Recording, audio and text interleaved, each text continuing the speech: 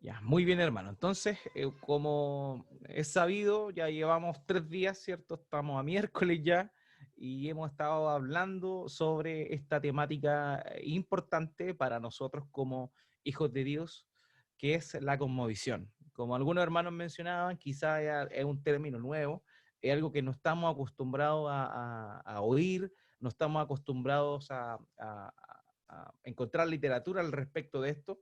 La verdad es que la hay, pero evidentemente no es tan masiva o tan popular como lo es las que tienen que ver con otras temáticas de las escrituras, particularmente de las doctrinas cristianas. Ahora, la cosmovisión o la temática de la cosmovisión apunta a la práctica del cristianismo. Por eso es que, digamos, no tiene mucha relación o no encontramos demasiado esa palabra cosmovisión en libros de doctrina o de teología sistemática. ¿Por qué? Porque el tema de la cosmovisión cristiana está muy ligado a la vida del cristiano, a la teología práctica, a la vida en santidad.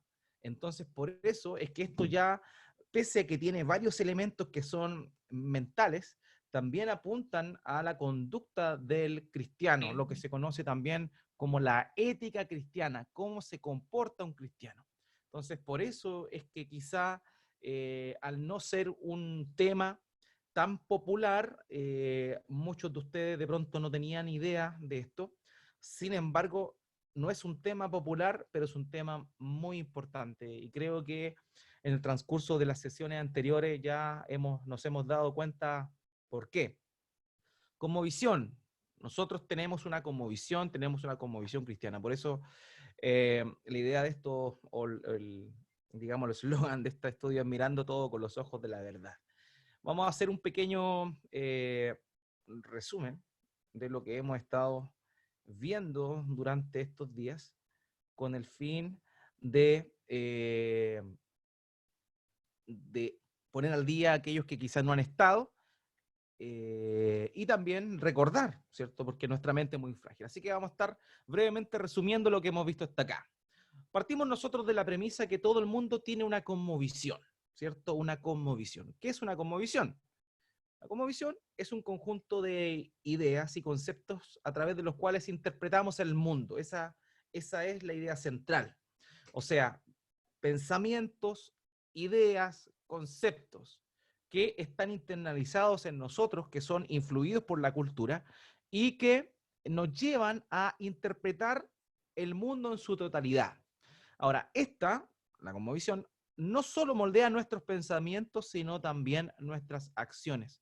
No olvidemos que lo que hacemos es lo que pensamos. Antes de hacer algo, tenemos que haberlo pensado. Siempre la exteriorización de nuestras acciones están directamente proporcional a lo que nosotros estamos pensando. No olvidemos eh, lo que el Señor Jesucristo dijo, que del buen tesoro del corazón sale lo que sale por nuestros labios, ¿cierto? De lo que abunda en nuestro corazón, nuestros labios hablan. Entonces, esta es la misma idea. Lo que abunda en nuestra mente es lo que vamos a hacer. Ahora, hablamos también, sobre todo ayer, que existen 3 macrocosmovisiones. Macrocosmovisiones, es decir, 3 maneras, digamos, generales por las cuales las personas, todas las personas de este mundo, interpretan el mundo. Ahora, igual, no necesariamente puede ser una excluyendo a la otra, sino que también se da la posibilidad de mezclar estas cosmovisiones.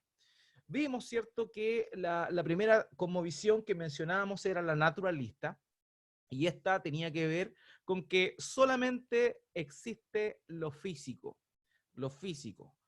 y lo físico se dio de una manera espontánea y de una manera natural, sin la intervención de un poder o de una persona fuera de los elementos que componen este mundo. Esa es la visión naturalista y hablamos ayer con respecto a ella. La otra visión o la otra cosmovisión está muy presente en el mundo es la animista.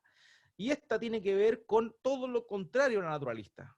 La animista espiritualiza todo, todo es espíritu, todo es parte de una unidad, digámoslo, pero sí reconoce muchas deidades, muchas divinidades, algunas superiores, otras inferiores. Están las que tienen que ver con las estaciones del año, están las que tienen que ver con la fertilidad, etcétera, etcétera. Y era muy común que las culturas precivilizadas estuvieran bien arraigadas con respecto a esta cosmovisión animista. Eh, pero también con el tema, con la reaparición de esto a través de la nueva era, hoy por hoy podemos encontrarnos con muchas personas que tienen una visión holística, digamos, de el mundo en función a este tipo de argumentos animistas.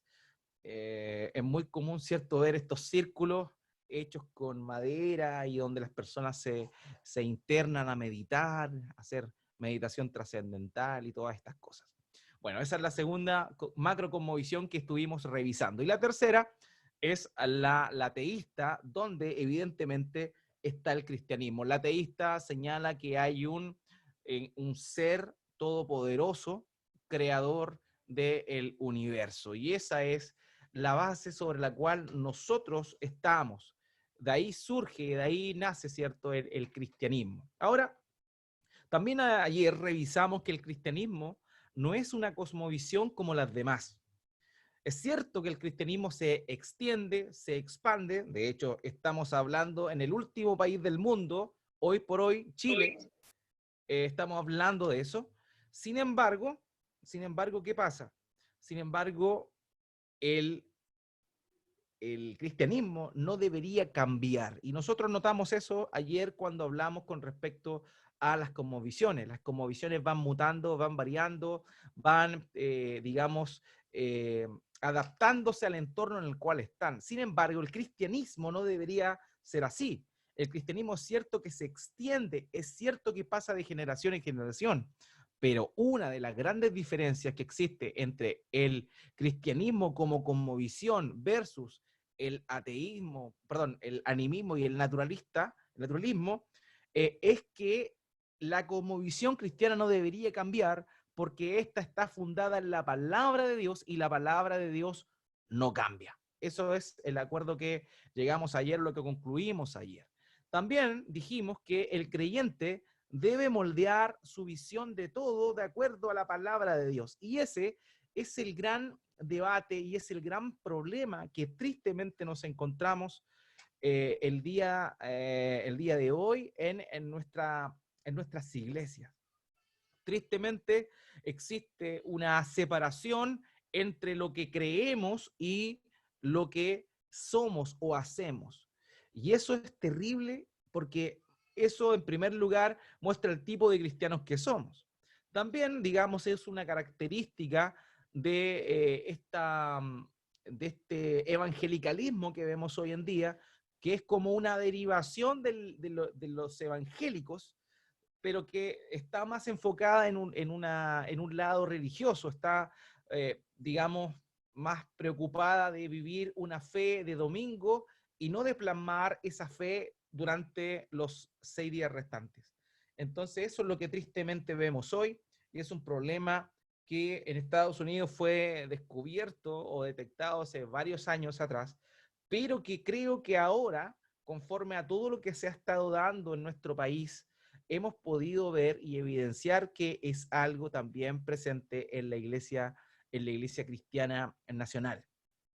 Podemos ver cómo existen páginas eh, que tienen malas interpretaciones con respecto, páginas de Facebook, por ejemplo, que tienen malas interpretaciones con respecto a una cosmovisión bíblica.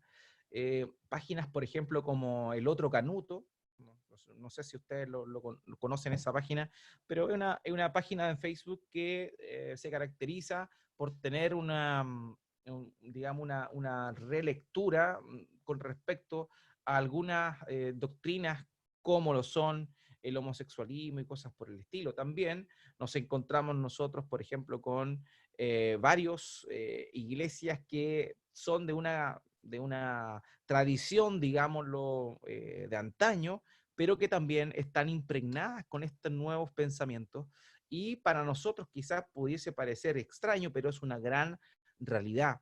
El mundo se nos ha colado, el mundo ha ido moldeando nuestra mente. ¿Por qué? Porque como iglesia de Cristo no nos hemos dejado moldear por la palabra de Dios. Y eso es, obviamente, terrible. ¿Cómo ven el mundo los cristianos? ¿Cómo ven el mundo los cristianos? Y con esto, obviamente, estoy utilizando el término cristiano hablando de lo que Agustín decía como iglesia visible. Ya no estoy hablando de cristianos reales que nacieron de nuevo y todo, sino que estoy metiendo, digamos, en el mismo saco a todas las personas que dicen ser cristianos. ¿Ya? Eso cabía señalar de manera preliminar. Ahora, tristemente, el cristiano de hoy, sea del tipo de iglesia que sea, tiene una pequeña dicotomía. Existe una dicotomía, hay una dialéctica, como se le conoce en el ámbito filosófico, una separación entre dos cosas que nosotros tristemente hemos permitido que ocurra.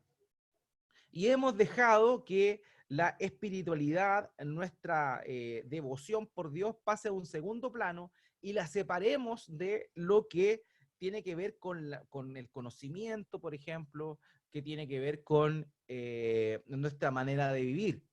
Y una de esas cosas se evidencia claramente cuando vemos al mundo.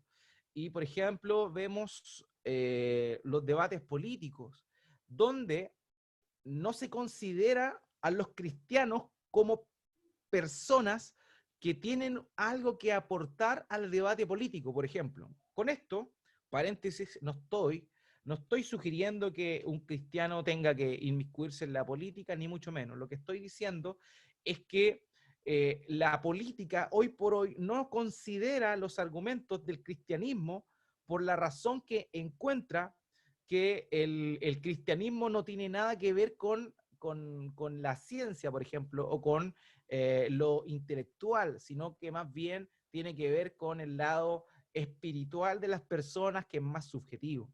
Entonces, paulatinamente, cuando se nos metió la era postmoderna entre medio, luego del modernismo, el modernismo se caracterizó porque todo tenía un orden, todo era definido, pero luego de eso vino la época del postmodernismo, que a mi modo de ver, y también entendiéndolo a la luz de varios antropólogos, ¿cierto? Hoy todavía estaríamos viviendo nosotros en la era postmoderna, en la cual ya no hay verdades absolutas, sino que todo puede ser dependiendo de la forma que se mire.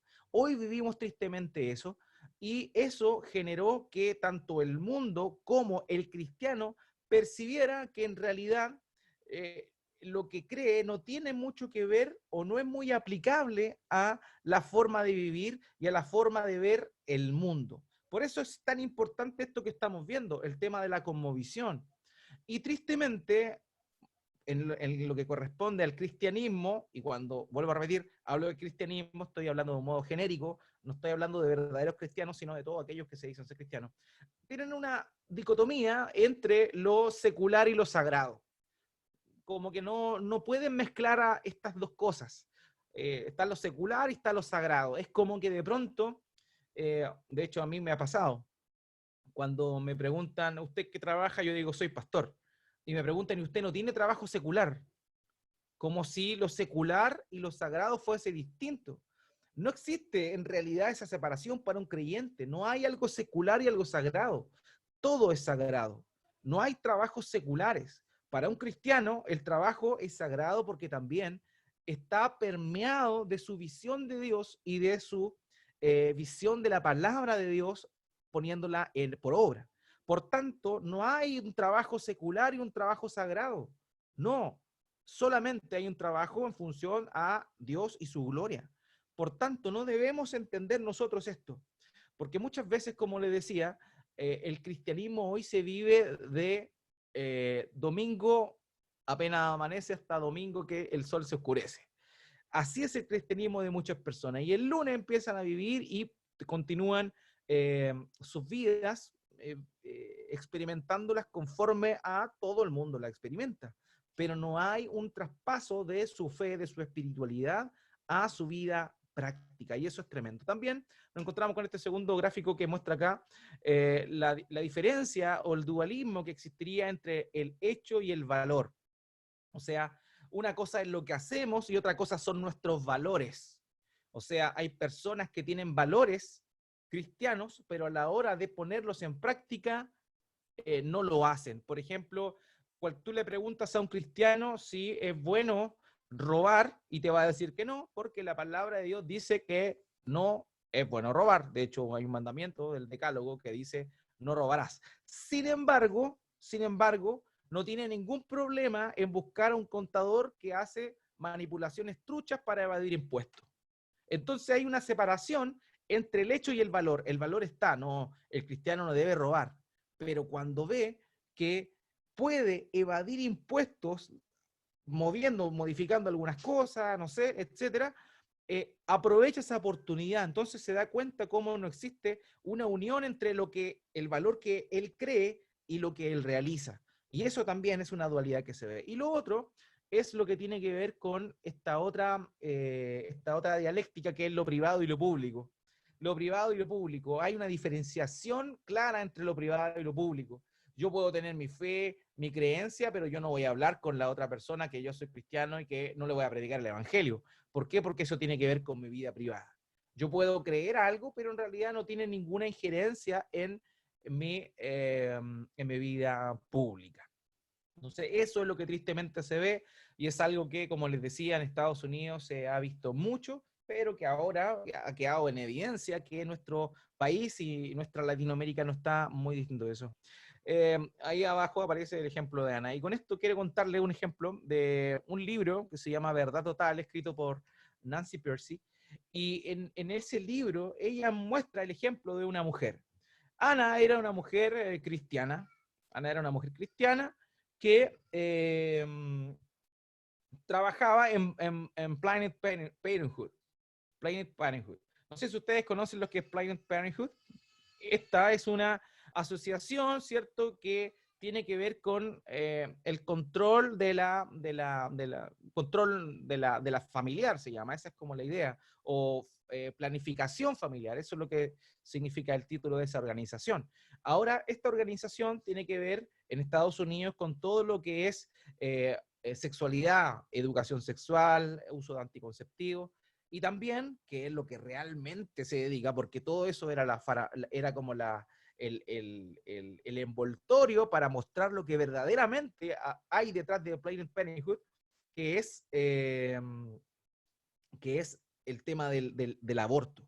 Entonces, esta organización lo que hace es ayudar a los jóvenes, a las personas a controlar su sexualidad, pero también el fondo es poder propiciar el aborto y vender los miembros desmembrados de esos bebés que abortan. Bueno, cuento corto, esta mujer Ana era cristiana de una iglesia tradicional que, que ella llevaba más de 27 años asistiendo a esa iglesia desde muy pequeña. Sin embargo, ella trabajaba en Planned Parenthood y ella trabajaba ahí y aconsejaba a las muchachas con respecto a su sexualidad. Muchas de ellas llegaban a abortar y ella les sugería en función a cómo la niña actuaba, si abortaba o no. Pero ella era una cristiana que no tenía ningún problema en confirmar, por ejemplo, la seguridad de la salvación.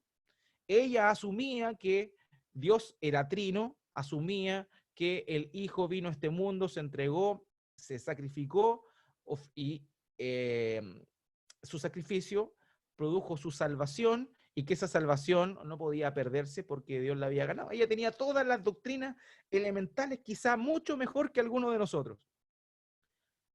Pero ella no tenía ningún problema en separar, digamos, lo que ella creía con lo que ella experimentaba. Ella no veía el aborto como algo malo, simplemente porque dentro de su formación académica escuchó eso como algo legítimo. Por tanto, como tenía esta dicotomía entre el valor y el hecho, evidentemente no podía darse cuenta de eso. bueno, finalmente la historia de Ana es positiva, se dio cuenta que estaba equivocada, se dio cuenta de que pese a conocer grandes verdades de la Escritura, no vivía lo que creía, no aplicaba lo que creía, porque finalmente, hermanos míos, tener una cosmovisión cristiana es aplicar lo que creemos en nuestra vida diaria. Por eso le decía que nuestra cosmovisión tiene que ver con el ejercicio de nuestra vida de santificación.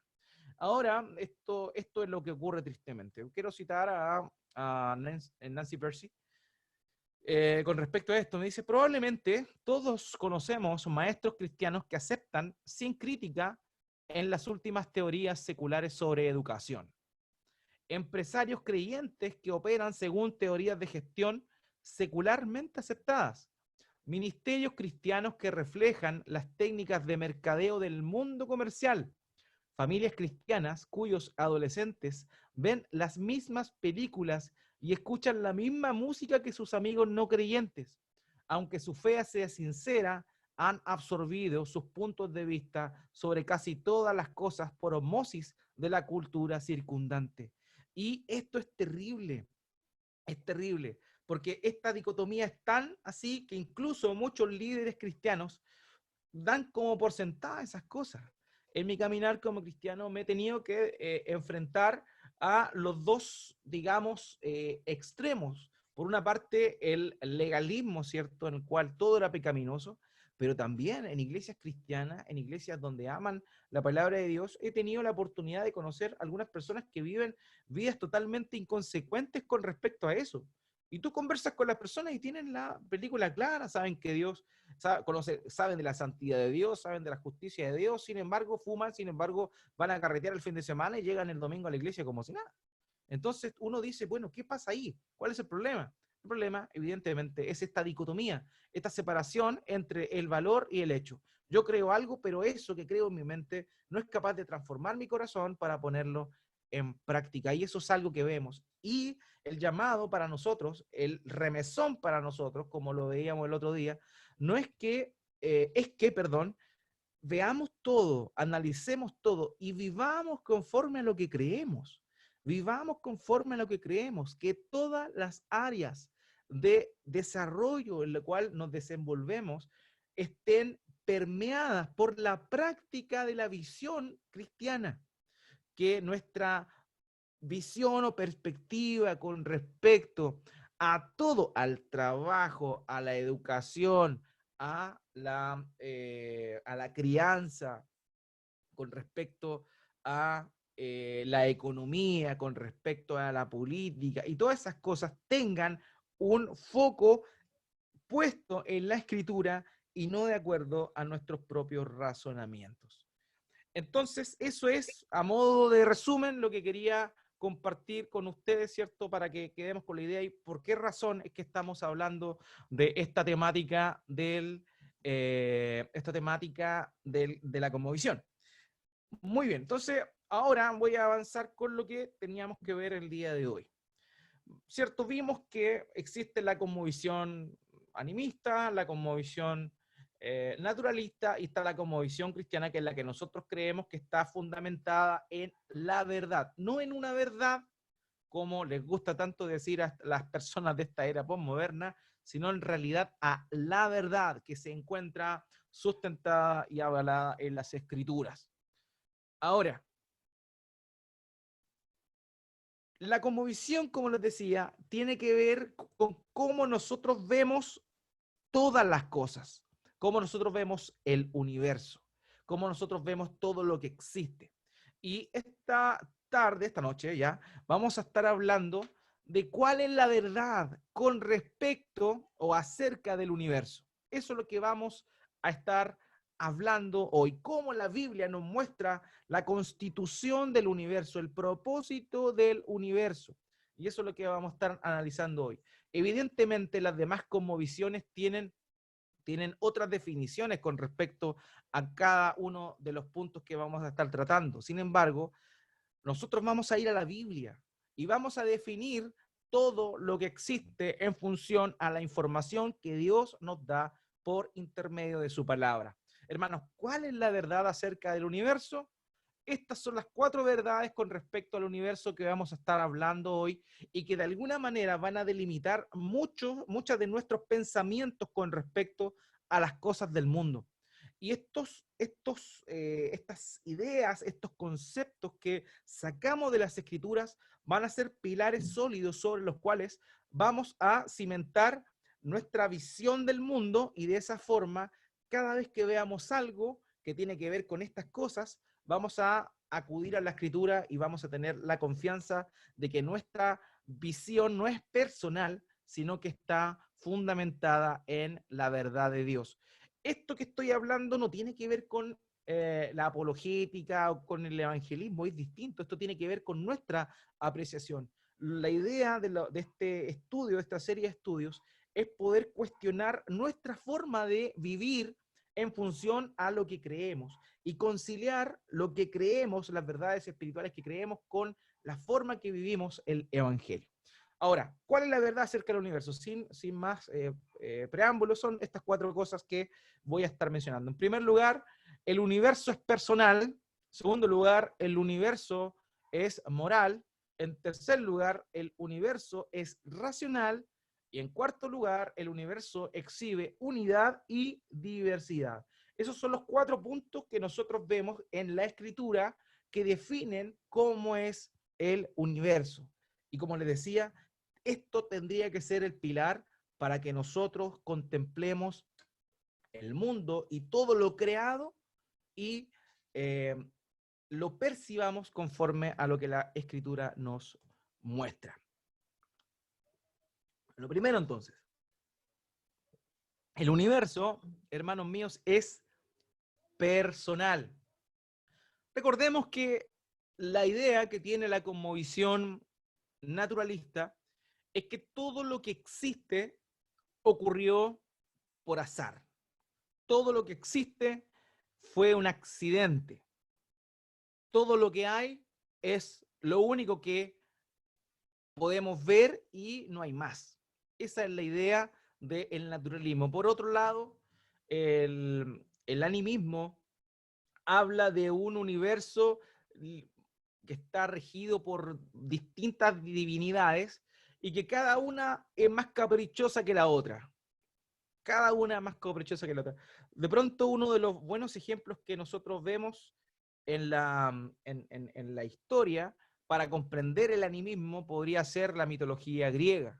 Cuando nosotros conocemos algo de mitología griega y vemos todos los dramas, las traiciones que existían entre los mismos dioses, las conspiraciones, intrigas que se daban, uno se da cuenta cómo es que el mundo en la antigüedad veía esta idea de la divinidad. Entonces, básicamente para el animismo, el ser humano cree en divinidades, pero que son sumamente cambiantes, lunáticas, digámoslo así, y no tienen, digamos, una relación con el ser humano, sino en función a su propia conveniencia. Eso es lo que nosotros vemos. Ahora bien, ¿qué dice la Biblia? La Biblia nos enseña que el universo es personal. Esa es la idea. Dios, el creador, no es una fuerza o poder misterioso e impersonal, como lo vimos que lo proponía la cosmovisión naturalista, sino que Él se revela como persona. Y eso es tremendo porque es totalmente contrario a la cosmovisión naturalista. Dios, el creador, no es una fuerza o un poder misterioso o impersonal. No es que todo se creó y todo va a cualquier parte, no importa dónde va, porque no tiene un propósito. No.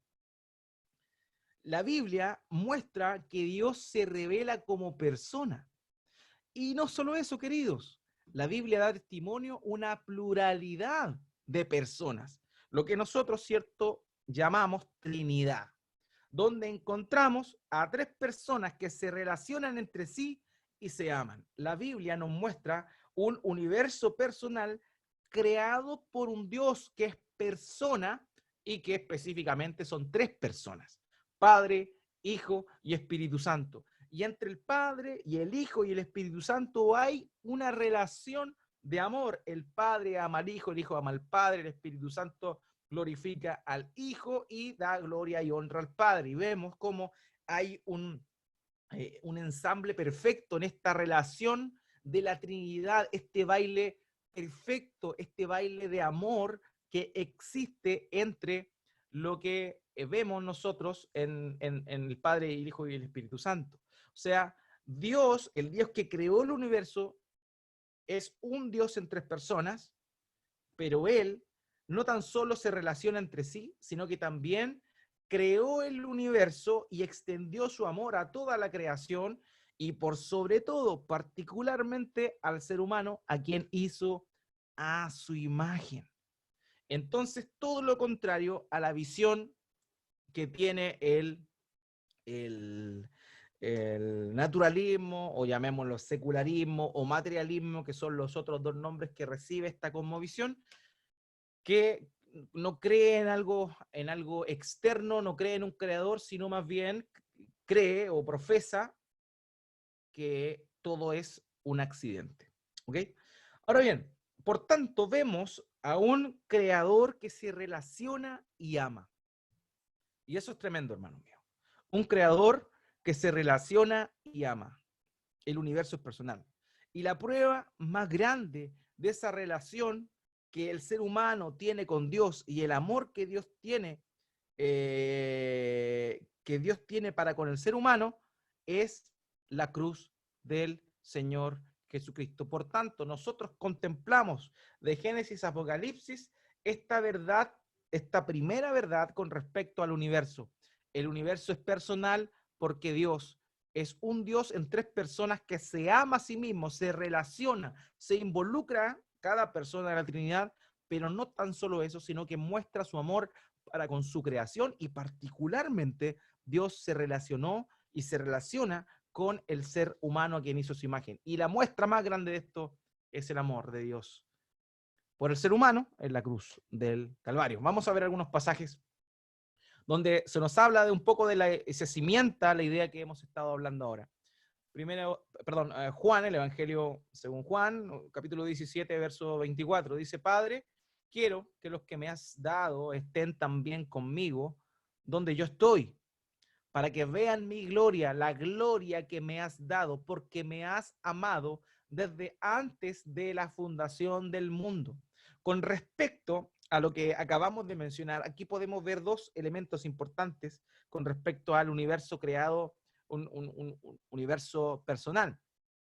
Lo primero es que vemos al Padre que le da al Hijo algunas personas, o sea, Dios le da al Hijo y algunas personas con las cuales Él se está relacionando, pero a la vez muestra lo que ocurría antes de la creación, antes de la fundación del mundo. Y lo que muestra antes de la fundación del mundo es esta relación de amor que existía y que existe evidentemente entre el Padre y el Hijo. Por tanto, la Biblia nos enseña que el universo ya es personal porque Dios es un Dios en tres personas que se relaciona. Dios no es un ser ajeno a su creación. Dios se relaciona con su creación, particularmente el hombre, y aparte le derrama de su amor. Aquí en Juan capítulo 14, versículo 21, vemos otro pasaje. Dice: el que tiene mis mandamientos y lo guarda, ese es el que me ama, y el que me ama será amado por mi Padre, y yo lo amaré y me manifestaré a él. Aquí nuevamente vemos la relación que existe entre quién, entre el ser humano y el Cristo el Padre y el ser humano. O sea, note bien, el que me ama, o sea, el ser humano creado puede amar a Cristo, ¿ya? Y el que ama a Cristo va a ser amado por el Padre y también el Hijo le va a amar. Y vemos cómo aquí hay una relación perfecta, una relación personal cimentada en el amor. Otro pasaje que nos muestra esto es Romanos capítulo 5, verso 8, que dice, pero Dios muestra su amor para con nosotros. Dios mostrando su amor para con el ser humano, en que siendo aún pecadores, Cristo murió por nosotros.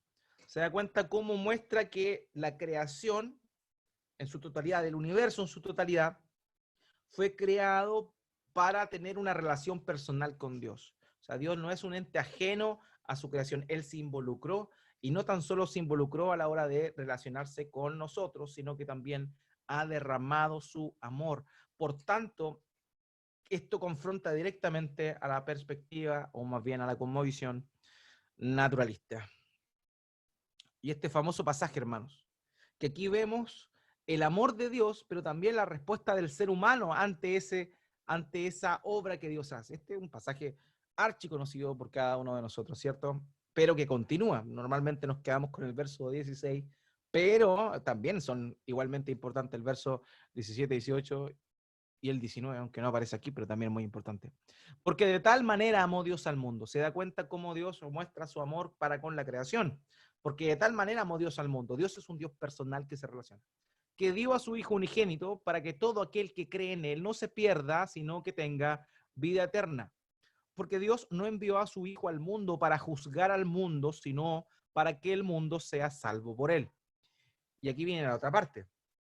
La relación o el feedback de este amor.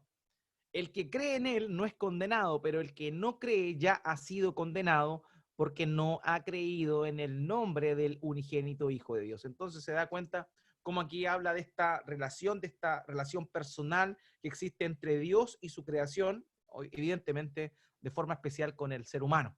Entonces la primera verdad del universo que nosotros vemos es que Dios creó al universo personal, es decir, se relaciona con su creación, establece un vínculo con su relación y particularmente ama a su creación. ¿Ok? La segunda verdad que vemos en las escrituras con respecto al universo es que el universo es moral. ¿Ok? No es tan solo relacional, no es tan solo personal, sino que también el universo es moral. Evidentemente, Dios es amoroso, pero la Biblia dice que también es justo y santo al mismo tiempo, ¿ok? O sea, Dios es moral, existe un estándar y el universo está regido bajo ese estándar, ¿ok? Entonces, esto es lo que evidentemente no le gusta al animismo ni tampoco al naturalismo. ¿Por qué? Porque la idea, según ellos lo entienden, es escoger o definir como sociedad lo que es bueno o malo, lo que es moral o inmoral. Entonces, esto es contrario, obviamente, a lo que la Escritura nos muestra, donde sí se muestra un Dios amoroso, pero que al mismo tiempo es justo y santo. Y esos son dos de las perfecciones o atributos que a muchas personas, incluso a algunos cristianos, le producen cortocircuito. ¿Cómo es posible que Dios sea justo y santo? Sí, Dios es justo y santo y por eso castiga el pecado, pero a la vez es amoroso y misericordioso. Entonces, en base a eso, Dios creó un universo moral en el cual tiene lugar el bien y el mal. Es Dios quien establece lo que es bueno conforme a su naturaleza. El mal surge al rechazar el carácter de Dios. Este rechazo la Biblia lo llama pecado. Entonces Dios crea el universo relacional, pero también como Él es un Dios santo, tiene un carácter santo, también establece lo que es moral. Y todo lo que es moral es lo que es de acuerdo a su voluntad. Su voluntad está en conjunción perfecta con su naturaleza. Entonces, como el ser humano tiene libertad, y lo vimos nosotros la otra vez en el caso de Adán y Eva, de escoger lo malo, y también en el caso de Satanás, quien fue el primero en pecar, el mal surge al rechazar el carácter de Dios. Y este rechazo, ¿cierto? La Escritura le llama pecado. Ahora, conforme a su naturaleza santa, Dios aborrece el pecado y lo castiga. Y ahí es donde se establece este concepto de moralidad e inmoralidad. La misericordia y el juicio van de la mano. El ejemplo más grande de ellos lo vemos nuevamente en la cruz. En la cruz del Calvario nosotros vemos el amor de Dios, pero también vemos la justicia de Dios. El amor de Dios perdonando al pecador a la hora de aceptar el sacrificio perfecto de su Hijo, nuestro Señor Jesucristo. Pero también el juicio y la santidad de Dios quedan manifestadas en el hecho de que ni siquiera con el fin de hacer justicia y aplacar la ira justa de Dios, el Hijo tiene que asumir de una manera injusta para él, pero sí misericordiosa, el castigo que le correspondía a cada uno de nosotros. Por tanto, en la cruz nosotros vemos la misericordia de Dios dándonos compasión, pero también vemos el juicio perfecto en función a la santidad de Dios, porque era necesario que la justicia de Dios se aplicara. No se aplica en nosotros por causa de la misericordia, pero sí se aplicó en el Señor Jesucristo, quien fue a la muerte de cruz de una manera totalmente injusta.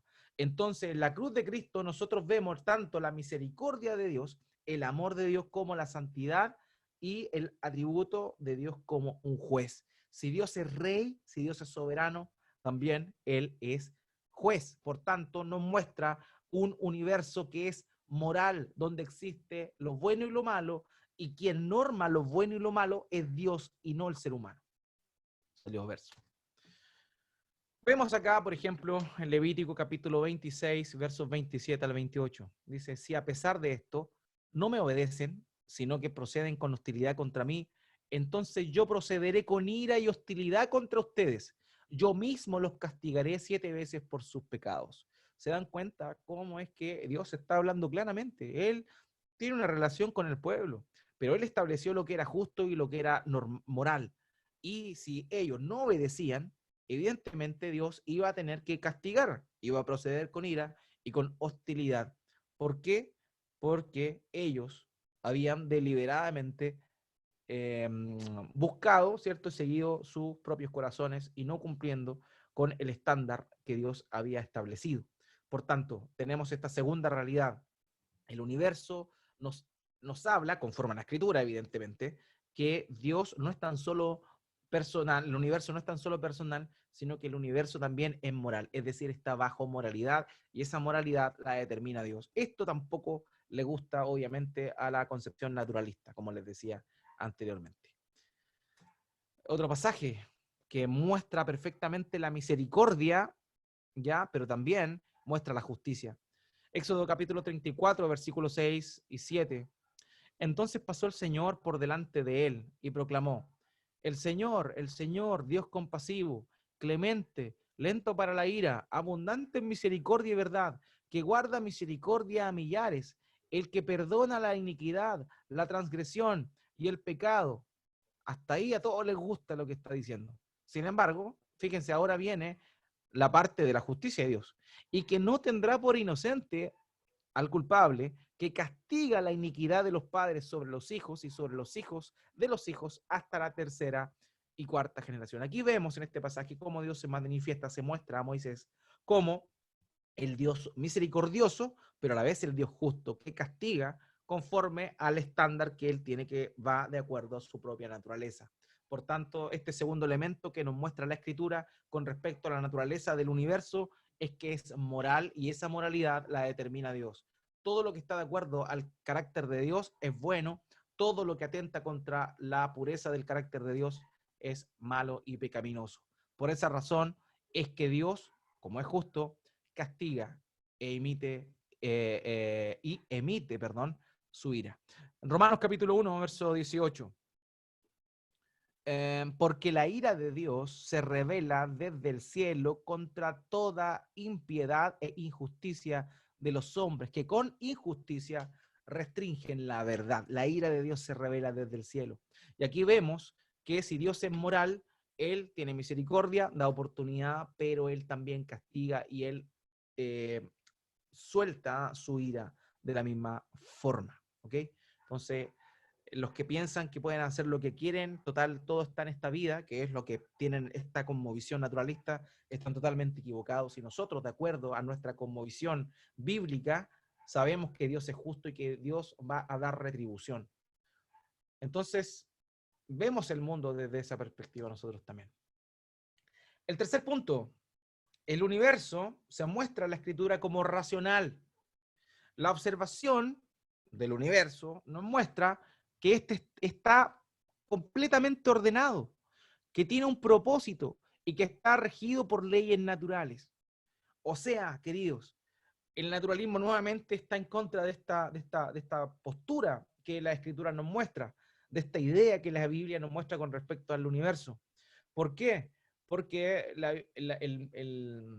lo que muestra el naturalismo es que todo esto es un accidente, esto no tiene propósito y esto no está ordenado, sino que simplemente está ordenado por azar. Pasó en una sopa primordial, ¿cierto?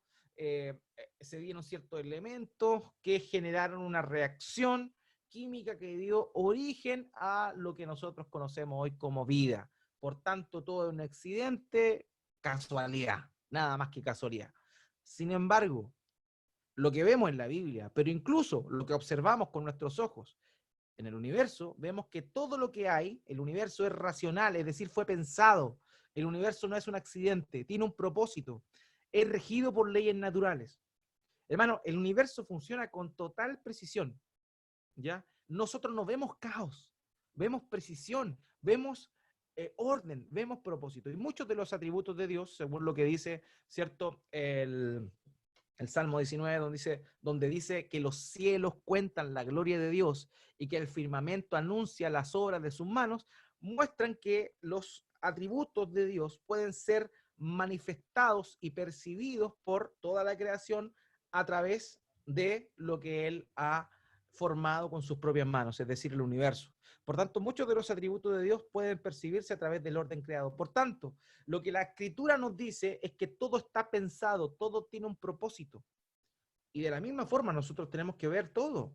Todo tiene un propósito. Lo que nos pasa, el sufrimiento tiene un propósito. Esto que está ocurriendo a nivel mundial del coronavirus, ¿cierto? Del COVID-19, la enfermedad por coronavirus. Esto tiene un propósito de parte de Dios, por tanto, nosotros no podemos desesperarnos y no saber, oye, Dios, ¿qué le pasó? ¿Se olvidó? No, esto tiene un propósito, porque todo, la creación del universo nos da a entender que tiene un propósito que está ordenado conforme al plan de Dios, conforme al modelo que Dios estableció por leyes naturales. Y también tiene leyes naturales, la ley de la gravedad, ¿cierto? Todos sabemos que si nos tiramos de un 10º piso no vamos a volar por la ley de la gravedad. Entonces, estas cosas nos muestran y nos dan, tan solo con la observación, nos muestran a un Dios que creó un universo pensado y no por accidente. Voy a citar a algunas personas que quizá ustedes conozcan. Nicolás Copérnico. Nicolás Copérnico dijo: el universo fue forjado por un creador en gran manera bueno y ordenado. Él, ustedes saben, eh, conforme a la observación que tuvo de la rotación de la Tierra, ¿cierto? En función al Sol, y no que el Sol giraba en torno a la Tierra, todo esto es lo que se dio, ¿cierto? El movimiento de traslación que después finalmente se fue perfeccionando con el tiempo. Él estableció esto: el universo fue forjado por un creador en gran manera bueno y ordenado. Un teólogo llamado Christopher Kaiser dijo lo siguiente: el universo mantiene la regularidad, la uniformidad y la simetría que conviene a la obra de Dios. Por eso quise poner este monito acá. No sé si usted nota esta perfecta planta con la simetría que existe entre cada hoja, cómo todo tiene un, una perfección, está todo como corresponde. Dios creó todo perfectamente para establecer equilibrios. Tenemos 2 oídos, tenemos 2 pulmones, tenemos 2 riñones, todo perfectamente creado racionalmente. Dios es un ser inteligente, Dios es un Dios racional. No hay aquí nada que tenga que ver con el azar. Por eso es tan tremendo ver todo esto. Los que les gusta el dibujo, una de las cosas que más en las primeras etapas se enseña es la concepción de la simetría, cómo está perfectamente el rostro de manera ordenada, simétricamente, un ojo al frente del otro, todo perfectamente coordinado para que el rostro tenga armonía. Y eso, créanme, queridos, que no pasó por azar, sino porque el universo fue creado racionalmente. El creador obró de forma racional. Y por último, hermanos, lo que vamos a estar viendo hoy es esto. La otra verdad que vemos en la Escritura, perdón.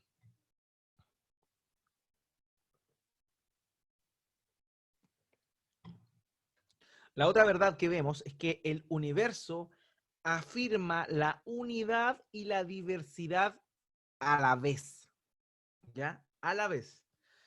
La naturaleza de Dios, de un Dios único en tres personas distintas, nos muestra la unidad y la diversidad, ¿cierto? Ya es suficiente con eso. Vemos a un Dios trino, un Dios único, pero trino, donde está el Padre, el Hijo y el Espíritu Santo, donde cada persona de la deidad tiene funciones distintas dentro de el proceso de la redención, ¿cierto? Dentro de lo que produjo. Sin embargo, nos muestra un solo Dios con tres personas, o sea, unidad y diversidad. Y la creación, el universo, también nos muestra eso. Existen grandes cantidades de estrellas, innumerables, incontables, pero todas ellas tienen un lugar preciso y una función precisa dentro del universo. Por tanto, vemos a un universo, pero vemos un montón de constelaciones, de planetas, de estrellas, etcétera, etcétera.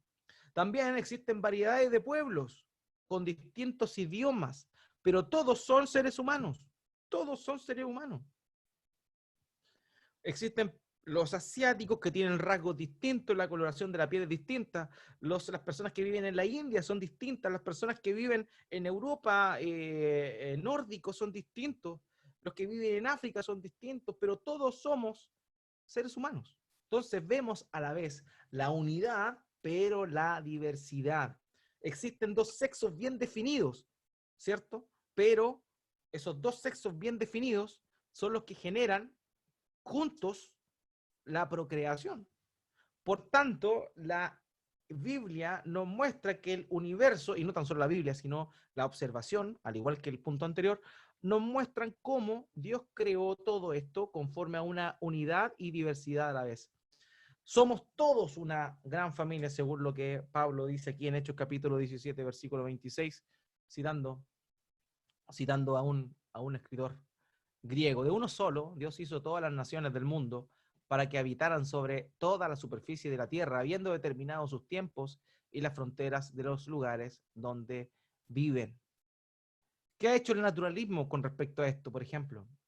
Ha querido hablar de diversidad, no sé si se nota, si entiende la idea, de diversidad, pero la diversidad que muestra el naturalismo, en el cual aparecen todos estos movimientos progresistas que avalan, por ejemplo, la homosexualidad y todos los demás matices lo que se conoce como la ideología de género, muestra cómo habla de diversidad, pero no habla de una unidad o de un propósito determinado. Dios creó hombre y mujer, diversidad, pero tienen un propósito en común, y ese propósito en común es uno solo. ¿Cuál es? La procreación. Hombre con hombre no pueden procrear, por tanto no hay unidad. Mujer con mujer no pueden procrear, y así sucesivamente. Por tanto, otra de las cosas que nos muestra justamente la palabra de Dios con respecto a esta verdad del universo es que existe esta unidad y diversidad al mismo tiempo. Y eso es lo tremendo, cómo todos somos seres humanos, pese a que nuestra piel puede ser distinta, cómo todos somos seres humanos, pese a que unos son más pequeños, otros son más grandes, etcétera, cómo hay diversidad, cómo hay dentro de la misma especie, o el mismo filum, como se le denomina la misma especie, hay distintas variaciones o razas, por ejemplo. En los canes nosotros nos encontramos con eso, cómo son todos perros, pero están los schnauzer, están los border collie, están así sucesivamente lo que usted quiera, pero son perros, una unidad, un filum, un género, digamos, pero hay variaciones, hay variedad, hay diversidad, y eso Dios nos lo mostró también por intermedio de todo lo que creó. Entonces, estas cosas que hemos visto, hermanos, también se queda manifiesta en su iglesia. 1 Corintios capítulo 12, verso 4 al 6. Ahora bien, hay diversidad de dones, pero el Espíritu es el mismo. Hay diversidad de ministerios, pero el Señor es el mismo. y hay diversidad de operaciones, pero el mismo Dios, el que hace todas las cosas. Entonces, imagínense, la Biblia habla de la iglesia, Pablo habla de la iglesia como un cuerpo, un solo cuerpo, unidad, pero que está constituido de diversos miembros, diversidad. ¿Se da cuenta? Entonces, todo eso está perfectamente hilvanado por Dios. Entonces, esa es la idea.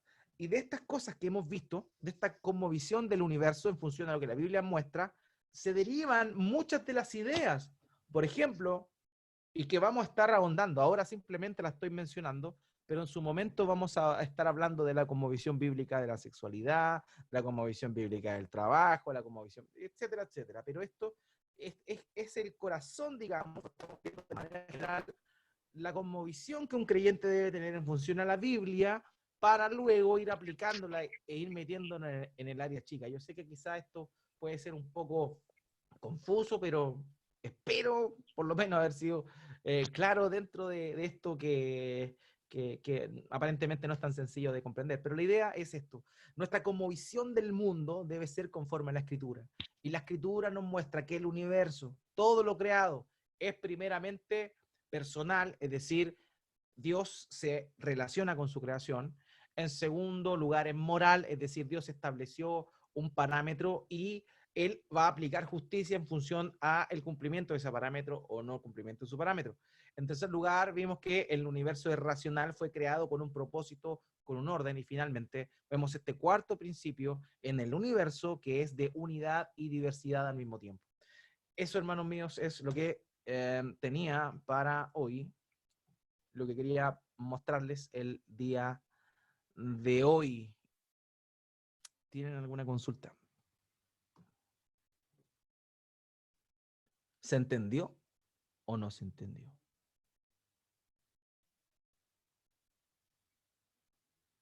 Ahí mi hermanita entendió. Muy bien, hermana Margarita.